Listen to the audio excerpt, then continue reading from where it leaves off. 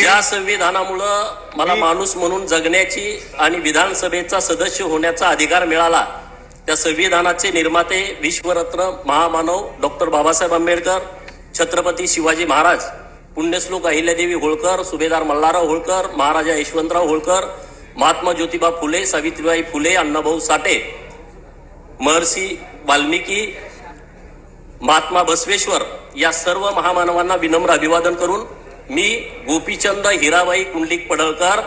अखंड हिंदुस्थानातील धनगरांचं आराध्य दैवत श्री बिरोबाला साक्षी ठेवून शपथ घेतो की कायद्याद्वारे स्थापित झाले आहे अशा भारताच्या संविधानाबद्दल मी खरी श्रद्धा व निष्ठा बाळगीन,